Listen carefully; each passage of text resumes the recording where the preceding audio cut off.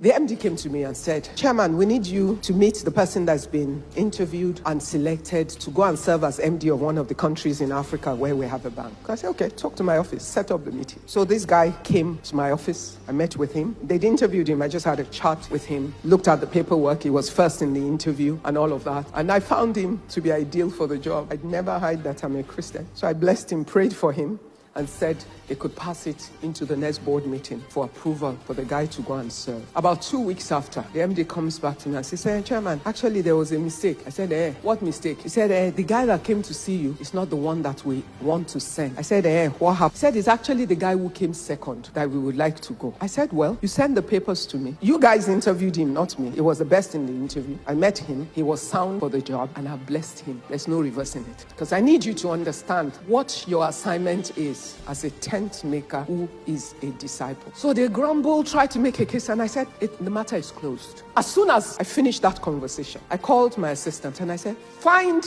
me some information about that guy. She said, I said, this is what just happened. This guy either has a praying mother or a praying wife. Because it was clear. Somehow they could have set it up that I will not know. Very, very easy. What will come to me will be what they planned. But somehow they confused themselves, delivered to me the fact paper, and it was clear that this guy was the best in the interview.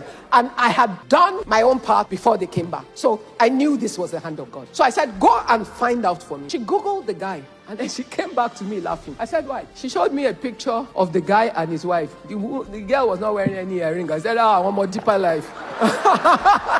I want you to understand your assignment. And then I'm sure they prayed themselves. And he was excellent in the interview, far ahead of the others. That closed the matter. Imagine if I had no understanding of who I am in Christ and my role in that place as a child of God who is a gatekeeper. I want you to go away knowing who you are. I do not want you to ever be confused as to why God has placed you anywhere. I sat down and I said to myself, if I had, in trying to please the MD, all I had to say was, it's okay, change it. That was the end of the story. I had the power for them to authorize them to make the change. But what would I have done? I would have positioned myself against God.